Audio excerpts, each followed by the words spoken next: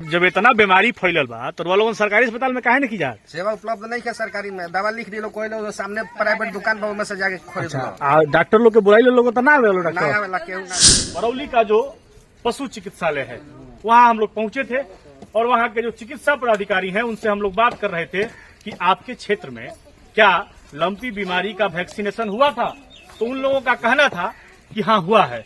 हमने पूछा किसी एक गांव का नाम बताइए जहां वैक्सीनेशन हुआ हो, वहां हम लोग विजिट करके पता लगाएंगे। तो उनका कहना था कि बगल में सोनबरसा है, सलोना है, आप वहां जाके पता कर सकते हैं। हम लोग यहाँ आके जब ग्राउंड जीरो पर विजिट किए तो हमें पता चला कि ब्लॉक यानी सरकारी अस्पताल पशु चिकित्सालय से कोई भी व्यक्ति यहाँ नहीं आया है, कोई वैक्सीनेशन नहीं हुआ है। कान नाक एवं गला की समस्या से है परेशान तो डॉक्टर अभिषेक कुमार है बेहतर समाधान। ENT surgeon doctor Abhishek Kumar नई तकनीक से दे रहे हैं बेहतरीन सेवाएं। संपर्क करें दवाई वाला मेडिकल डॉक्टर कौशल्या चौक से 10 मीटर पश्चिम, थावे रोड, गोपालगंज। का नाम पड़ी चारो? राजदेव चौधरी। ई कौन जगह है? सलोना। सलोना। ई बैल हो सन्नू? एक बैलन के टैग बहुत भइल बा जी, टैग लागल बा। हाँ टैग लागल बा, दोनों के लागल बा। हाँ होगा के थोड़ा कर दो, दोनों को लग जाओ टैग। चली ई बताई आ जाइन कोने है ना जी, वैक्सीन लागल बा कि ना कोनो? ना जी देखे लागल देखे। का नाम पड़ी चाचा राउर? रामदेव चौधरी। कहाँ घर पड़ी? सलोना। अभी हमनी कहाँ बनी सन? सलोना बानी। सलोना रुआ दुआर पे बनी सन नु? हाँ। अच्छा ई बताई कि राउर पारी जोन मर गईल ओकरा का भई रहे? जीभिया काट जी जीभिया काट के 3-4 दिन वहीं देती भइल ना, दूध पिए। घाव भई रहे का ओकरा? हाँ डॉक्टर लोग के लगे गई रहनी? हाँ डॉक्टर एगो आई है। का कहलक लोग? बता के दिए कहे ठीक हो जाएगी। का भई रहे? मवेशी अस्पताल में गइल कि करी उरी नहीं कर हाँ ना खाना खाती है कुछ ना दूध पियती है। हाँ डॉक्टर साहब कहनी तो कहता नहीं कि जाई दवा दिला बानी जवन हम। कौन बीमारी बतैलन? बीमारी हमारी कुछ ना बतैले, हम कहनी कि चली कुछ देख लिया। अच्छा गर्दन में फूल गई रहे का ओकर? ना गर्दन ना घाव? सांस लेवे में दिक्कत रहा। हाँ हाँ जीभिया निकाल देवत ना। अच्छा ओकरा वैक्सीन पड़ रहे कि ना? ना ओकरा वैक्सीन ना पड़ रहा। सरकार के तरफ से रुआ लोगन हमेशा माल जाल रखी ले, ये जनवरी महीना से लेके अभी ले अस्पताल से क्यों आई रहा वैक्सीन लगावे? ना एने तो जनवरी के बाद से तो क्यों ना आइल क्यों नहीं खेल? ना। चलिए का नाम पड़ी राउर? कहाँ घर पड़ी? सलोना। माल जाल रख ले बनी? सरकारी अस्पताल से क्यों सुई लगौले ला के? ना खिचड़ी से लेके अभी ले ना जी क्यों के नहीं लगल? डॉक्टर लोग आवे लो? आई तो ना लागी तो ना कहाँ आवे ना आवे लो? का नाम पड़ी राउर? राजेश। राउर एगो बैल मरल? हाँ वो बैलवा के कान में लग रहा है कि ना टैग? ना टैग ना लग रहा है? अच्छा ओकरा कोनो वैक्सीन लग रहा? कोनो वैक्सीन ना। भैंसिया के टैग लागल बा? लागल रहा लेकिन उ जहाँ से कीन के लिए तो है के लागल बा। अच्छा अच्छा ओकरा सुई वैक्सीन लग रहा है? ना भैंसियों के नहीं लागल। अच्छा और बैल मर गई? हाँ कितना के रहे बैल? बल 35,000 का बा। सरकार के तरफ से सुई लागेला सब लोग के, सरकार भेजे ले? हाँ तो सुई नहीं के सरकार नहीं के भेजले ना लागल बा। आई है ना राउर का नाम पड़ी? माल नहीं खेरुआ? चली तो रुआ हट जाए। रुआ माल बनू? बोली का नाम हो? अर्जुन चौधरी। कहाँ घर भाई कहाँ बनी हमने? एक जगह जहाँ कौन गाँव हो? सलोना। सलोना। कै गो माल जाल पर? 3 गो। तीनों के टैग करौले बनी कान पर? रजिस्ट्रेशन फैल बा? ना बॉल संग नहीं खबर। कौन के फैल बा? बॉल संग भय रहल बीमारी तो मैंने ठीक हो गई। हाँ हाँ कानवा में टैग। उ कौन के लागल बा? टैग कोनो माल संग नहीं खेला। काहे नहीं करौले? बोले भय रहल बॉल संग बेचा गेले ओकरा बाद नहीं अच्छा गायो भैंस बिया? एगो बाछी भी हते बड़ा। बचिया के टैग करौले बनी? ना गाय के भय रहल। गाय के भय रहल? तो गाय के वैक्सीन लागल हुए? ना कोनो से नहीं खेला। जनवरी से लेकर ना ये वाले कोनो 2 साल से नहीं। क्यों आइबे पूछला ही नहीं खे। क्यों ना पूछेला? ना पैरवा में वो पैरवा में कौन पिछला पैरवा में होदलो कत दे देखिए देखता जब चक्का होता है वो फूट जाता है, बारात बन के गिरता है। का नाम पड़ी? घर बिकाऊ सा। सरकारी अस्पताल से कोनो सुई पड़ रहा? कुछ नहीं थे जनवरी से लेकर अभी ले केहू केहू ना? प्राइवेट से दवा भला कराया जाता है। प्राइवेट से बाप रे बाप यहाँ तो फैलल वाला बहुत ज्यादा बचा दोनों बगल से।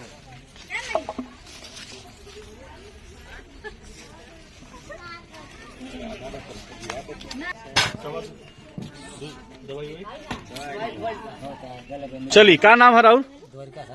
द्वारिका साहब। अभी रोज सामने वीडियो बनल रहनी सन। ई राहुल का ही है? केहू सरकारी अस्पताल से आइल बा? ना रोवा गए रहनी सरकारी अस्पताल में? ना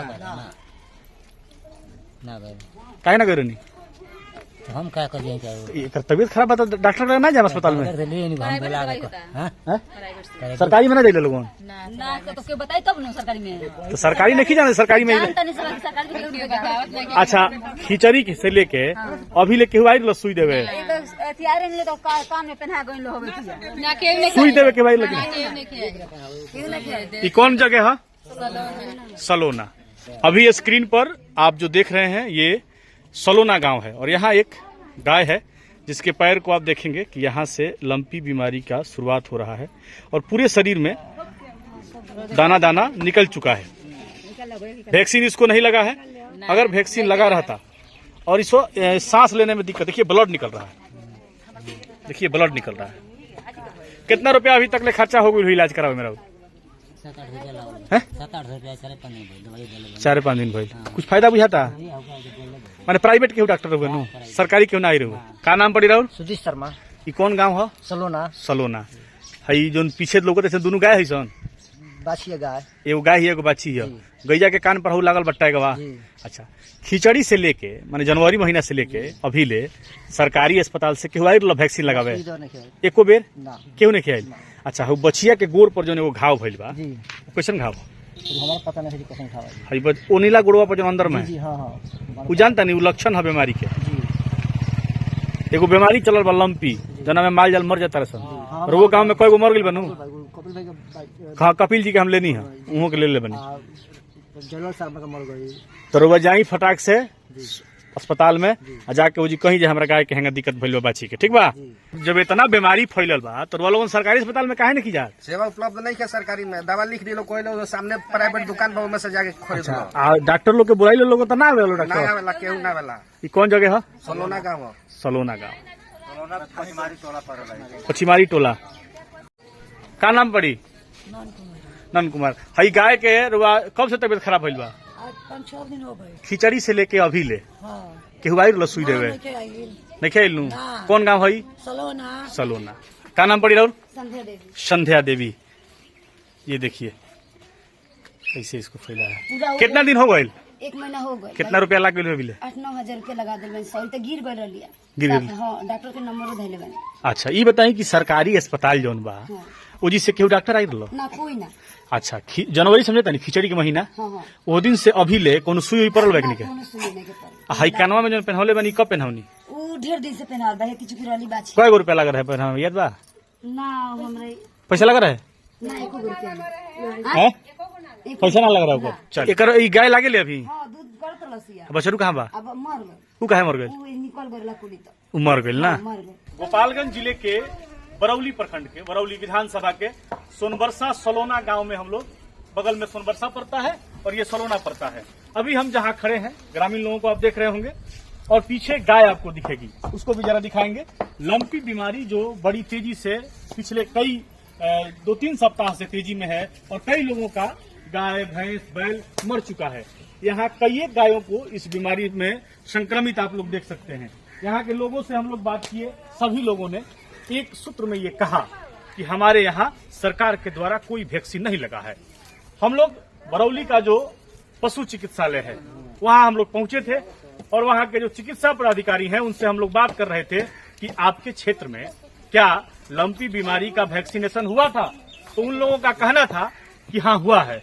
हमने पूछा किसी एक गांव का नाम बताइए जहां वैक्सीनेशन हुआ हो, वहां हम लोग विजिट करके पता लगाएंगे। तो उनका कहना था कि बगल में सोनबरसा है, सलोना है, आप वहां जाके पता कर सकते हैं। हम लोग यहाँ आके जब ग्राउंड जीरो पर विजिट किए तो हमें पता चला कि ब्लॉक यानी सरकारी अस्पताल पशु चिकित्सालय से कोई भी व्यक्ति यहाँ नहीं आया है, कोई वैक्सीनेशन नहीं हुआ है। दर्जनों मवेशियों को हम लोगों ने देखा जिसमें कम से कम 8 से 9 मवेशी ऐसे थे जिनको टैगिंग किया गया था, यानी उनका रजिस्ट्रेशन हुआ है। कुछ मवेशियों का रजिस्ट्रेशन नहीं हुआ था लेकिन वैक्सीनेशन सबको लगना चाहिए था, वैक्सीनेशन नहीं लगा है। बगल में 40,000 रुपये कीमत का एक बैल लंपी बीमारी से मर चुका है। लोगों से हम लोग पूछे कि आप लोग सरकारी अस्पताल काहे नहीं जाते हैं? तो ये लोग बोला कि जाते हैं तो वहाँ कहाँ इलाज होता है, कहाँ डॉक्टर साहब बुलाने पर आते हैं, कहाँ दवाई मिलता है। किसी बीमारी को लेके जाइए, दवाई लिख के लोग कहते हैं बाहर से ले लो, वहाँ नहीं मिलता है। तो ये पूरी हकीकत है। आगे हम लोग चिकित्सा पदाधिकारी से बात कर उनकी प्रतिक्रिया को भी आपके बीच रखेंगे।